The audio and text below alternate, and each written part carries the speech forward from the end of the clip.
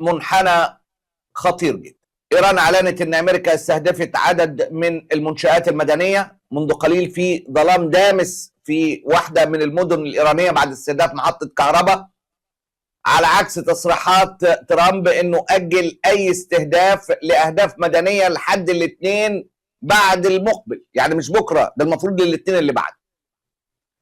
إيران أعلنت أنه تم استهداف عدد من المصانع والمنشآت المدنية فيها وأكثر من 20 جامعة ومركز تعليم. إيران أعلنت منذ بداية الحرب أنها سترد على كل ضربة بمثيلتها. هناك تصاعد للضربات في الساعات الأخيرة. الرد الإيراني قالوا أنه هيردوا بقصف الجامعات الأمريكية في المنطقة، وهو تصعيد جديد وارد جدا أنه يحدث في الساعات القادمة. مصنع أوديوم للألمنيوم في الأراضي المحتلة في النقب، ومصنع كيماويات في بير 7. الضربة واضح أنها كانت دقيقة بشكل كبير، والكيان يتحدث أن هناك غازات تخرج من المصنع خطيرة على الصحة.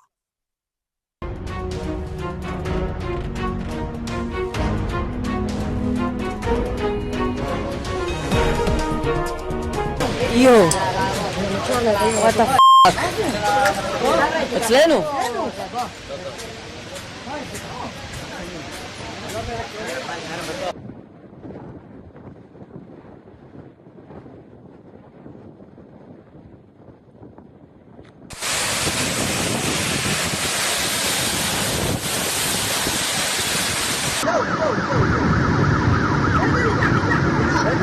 بابا شاري شنطة خلاص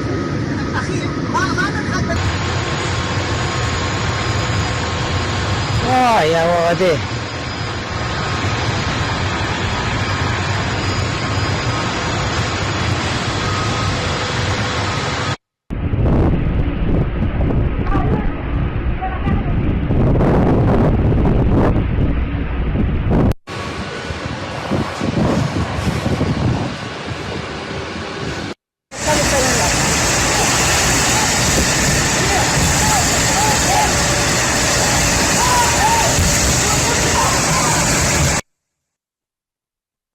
الإعلام العبري يتحدث أن الضربة أوقعت أضرار خطيرة في المصنع.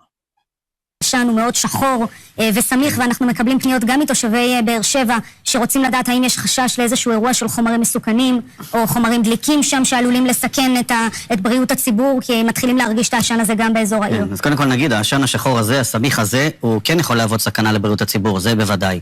עכשיו אנחנו רואים גם את האתר עצמו שבוער, זה נראה כמו איזשהו מחסן שמייצר או שמחזיק חלק ממה שמייצרים שם באותו מפעל, ולכן יש כאן מאמץ שהאש לא תתפשט להנגרים נוספים ולאתרים נוספים שנמצאים שם בסמיכות.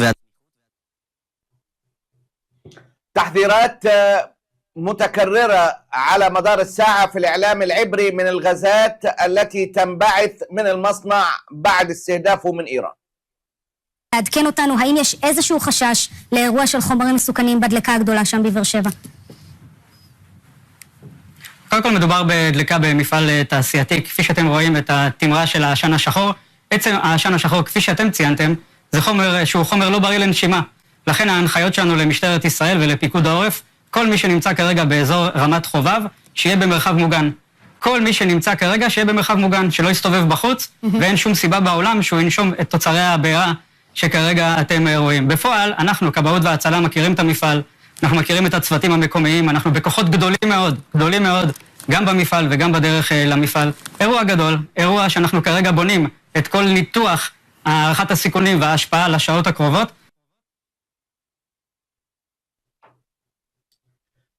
ده في الوقت اللي بتتواصل فيه الضربات الإيرانية على الأراضي المحتلة في ظل ضعف شديد في القبة الحديدية والدفاعات الجوية الإسرائيلية.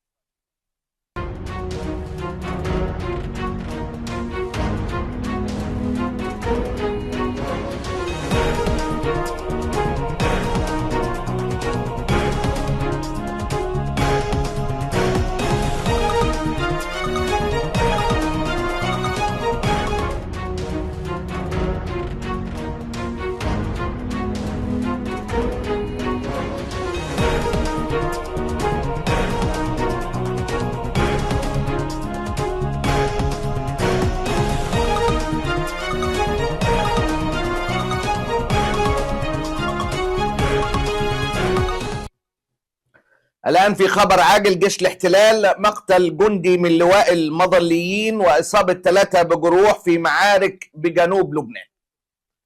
رئيس بلدية كريات شمونة طلع يصرخ ان كريات شمونة الموجودة على الحدود اللبنانية وتستهدف من الحزب وإيران لن يبقى فيها أحد. אנחנו נסיים את הזירה בלבנון, או את הזירה באיראן, אם הפסדנו עיר במדינת ישראל. ואם אתם מצפים שעוד חודש גלים 10,000 יישארו ככה, יישארו 10 אנשים. אלה שלא יכולים ללכת בלבד. ואם יש לי 4,700 דירות בלי מיגון תקני, או מיגון בכלל, איזה ניצחון זה? לא דאגתם להם למיגון עד עכשיו, אז בזמן אמת תמגנו אותם. לא מסוגלים, תעיפו אותם מהסכנה. לא שולחים חייל לקרב בלי שכפ"ץ, נכון? אתם מדינה לאזרח, לספק לנו ביטחון. כשלתם.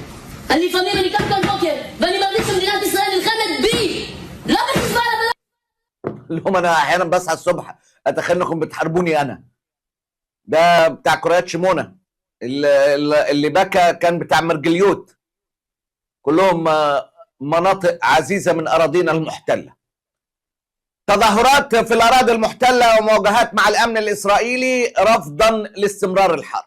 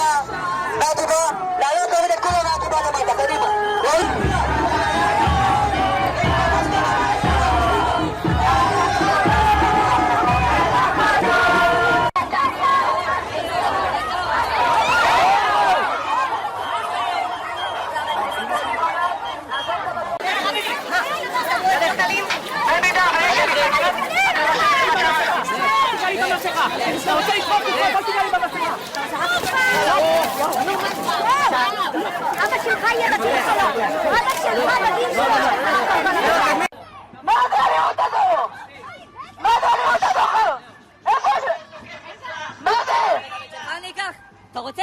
כן. כן? שבוע טוב לכולם.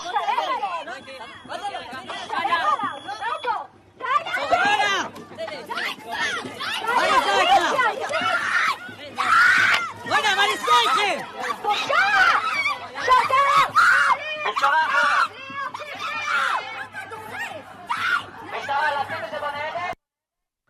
الضربات الإيرانية طالت خلال الساعات الأخيرة مصانع في البحرين والإمارات.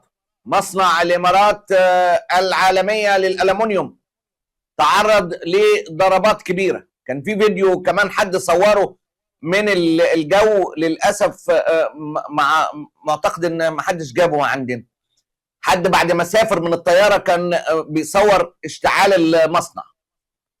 إيران أيضا أعلنت عن استهدافات ستحدث في الأراضي المحتلة لمصانع أخرى وفي الخليج، ردا على ضربات إسرائيل وأمريكا لمصانع الفولاذ والبنية التحتية في إيران.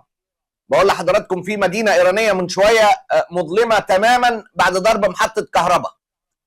إعلام إيراني ينشر قائمة أهداف تشمل مصانع في إسرائيل و5 دول خليجية: الشركة السعودية للحديد والصلب في المملكة العربية السعودية، شركة الإمارات ستيل أركان، شركة قطر ستيل، شركة فولاذ القبضة في البحرين، الشركة المتحدة لصناعة الحديد في الكويت، وشركة يهودا ستيل في إسرائيل. فيبدو أن ضربات البنى التحتية ستتواصل خلال الساعات الأخيرة من كلا الطرفين، وده مشهد مؤسف جدا الحقيقة، وتطور يؤكد أن تلك الحرب بلا أفق قريب. النهارده أيضا كان في استهداف حصل لميناء صلالة في سلطنة عمان، والخارجية العمانية قالت إنها مش عارفة مين اللي ضرب، ومحدش بيعلن مسؤوليته عن تلك الضربات.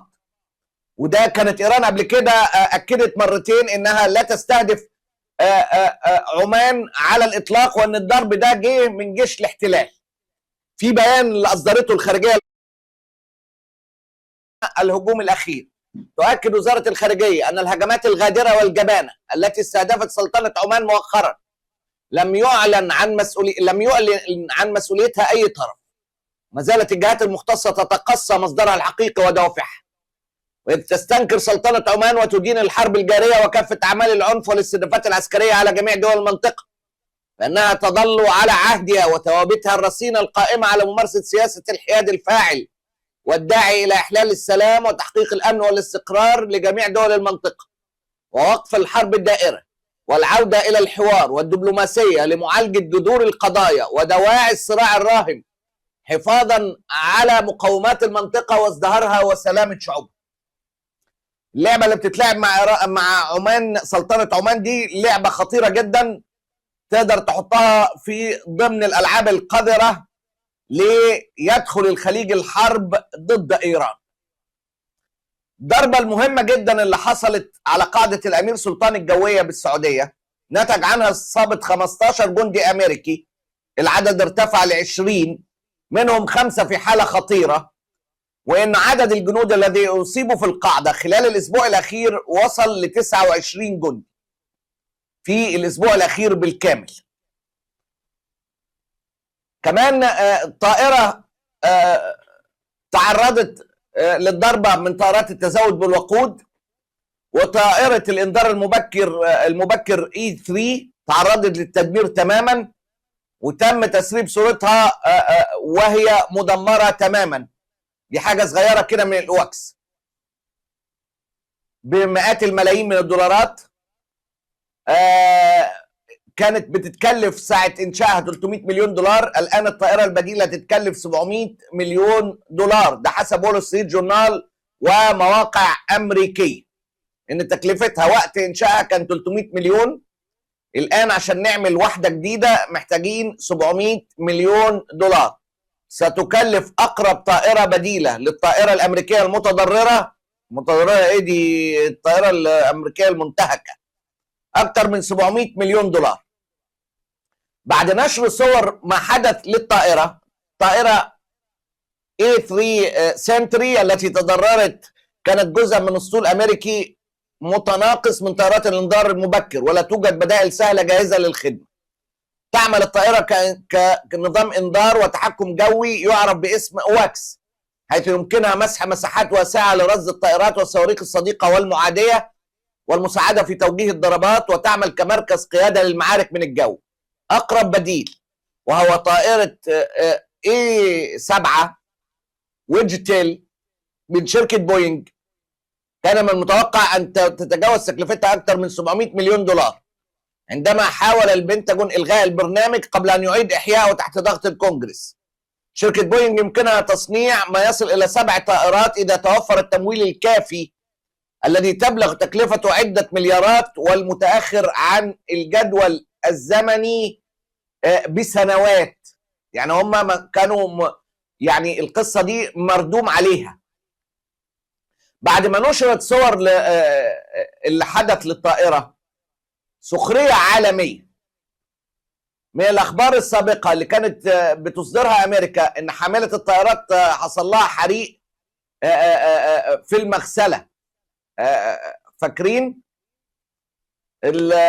حاملة الطائرات اللي اتعمل لها حريق في المغسلة، وبعد الطيارة الأواكس اللي وقعت كله بيسخر. تم تدمير طائرة رادارات حاسمة للإنذار المبكر تستخدم للتزويد على قاعدة الأمير دي التليجراف. تعليقات بقى في التليجراف: لقد كانت ضرب الطيور، تم تدمير بواسطة الدائرة الكهربائية أو نيران صديقة، تيمنا بكلام ترامب لما قال لك جيرال فورد مع أنه اعترف بذات نفسه في دلة لسان في حديثه الأخير. هل نسيت زر الرادار؟ أعتقد أن التحذير لم يأتي مبكرا بما فيه الكفاية. ده كل تعليقات حياة سخرية واسعة جدا على التليجراف. ربما يكون سببها حريق السجائر من الطيار بعد فترة قصيرة من النزول. الشريط اللاصق يجب إصلاحه. لقد كانت النار نشأت من ورق تواليت في مرحاض الطائرة، إنها حريق مرحاض وفقا لسلاح الجو الأمريكي. تقصد نار الغسيل عطفا على حاملة الطائرات فورد. كان بسبب النيران الصديقة وليست النار الإيرانية. كده بقت مصدر قلش كبير جدا، بقت مصدر قلش كبير جدا. ايه اللي وصل للموضوع لكده؟ القصص الفكسانة اللي بتخرجها أمريكا لعدد من الخسائر إنها ملهاش علاقة بإيران. والأخطر من ده بقى اللي اعترف بيه ترامب نفسه في دلة لسان عما حدث لحاملة الطائرات جيرالد فورد اللي قعدوا يكذبوا بقالهم يعني أسابيع. أكبر حاملة طائرات أمريكية. ترامب قاعد يحكي نفس الحكاية بتاعت إن هم أسقطوا 101 صاروخ كانوا جايين على حاملة الطائرات وإنهم وقعوها وما جتش حاجة عليها. وهو بيتكلم على الموضوع على إنه عكس أوباما يعني، وإنه عارف بيعمل إيه وكلام من هذا القبيل، وإن إيران بيفر منه الآن. فحكى الحكاية وهو بيحكي وهو يعني بيجود، فقام حاكي الحكايه الاصليه بقى، مش حريق في المخازن ولا في المطبخ وبتاع والقصه والروايه، قام حاكي القصه الاصليه. Iran has been known as the bully of the Middle East, but they are not the bully any longer. They're on the run. Then I have to say before that, Barack Hussein Obama, did you ever hear of him? Barack Hussein Obama, he had the Iran nuclear deal. He went to Iran.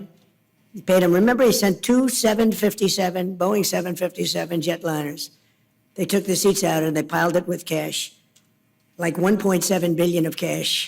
That's when I realized the president is very powerful. The presidency is a very powerful thing. When you can do that, I haven't done that yet. I haven't found a reason to do that yet, but that's big. 1.7 billion in cash. You know, there wasn't a bank in D.C., Virginia, or Maryland that had any money after that disaster. But they sent the cash to Iran, but more importantly, they signed an agreement, the Iran nuclear deal, which if I didn't terminate it in my first term, I terminated it almost immediately. If I didn't terminate it, they would have had a nuclear weapon long ago, and they would have used it on the Middle East, Israel, and the Middle East. An attack of 101 a few days ago. 101 missiles shot at a very valuable thing that we had floating on the water, namely an aircraft carrier, biggest in the world. And they were shot, 101, going 2,500 miles an hour. And out of the 101 missiles shot, 101 missiles were shot down and spread out all over the sea. Pretty amazing. قاعد يحكي الحكايه زي ما انت شايف بالظبط. قعدت عادل امام في الواد محروس بتاع الوزير وعملت له كده وال101 صاروخ وقعناهم كلهم. بعديها بكام دقيقه قام واقع بلسانه وقال ان حامله الطيارات دي خدت ديلها في اسنانها وهربت بعد ما اصيبت اصابات كبيره جدا ومتواصله من ايران، وان المشهد كان اقرب للجحيم، وان الطيارات المسيره كان بتضربها واتعمل عليها حمله كبيره جدا وهربنا للنجاه بحياتنا. ده بعديها بدقايق بعد الاكاذيب والخزعبلات اللي سبقها اكاذيب وخزعبلات بقالهم قد ايه الطياره دي حامله الطيارات دي مضروبه. قام حكى الحكايه الاصليه. Problem when we noticed at 1 o'clock in the morning, every 32 seconds, another airplane, a very fast plane, was coming off the deck of an aircraft carrier. That's actually the biggest aircraft carrier in the world. And every 32 seconds, boom, boom, boom. And it was 1 o'clock in the morning, so we said, okay, I think we're in trouble. But they were ready for us, Johnny. And we were ready. He said we were ready, and then they hit us, and they came from 17 different angles. They were here, they were there. We ran for our lives. It was over. هربنا للنجاة بحياتنا. أطبقوا علينا من 17 زاوية. فوسط ما هو بيتكلم وبيحكي عن بطولاته اعترف بالقصة الحقيقية. إيران من أول لحظة أعلنت إن حملة الطائرات فورد دي خرجت من الخدمة وكانت تصر على هذا. وكانت أمريكا بتقول إن إيران كذابة وإن في حريق حصل في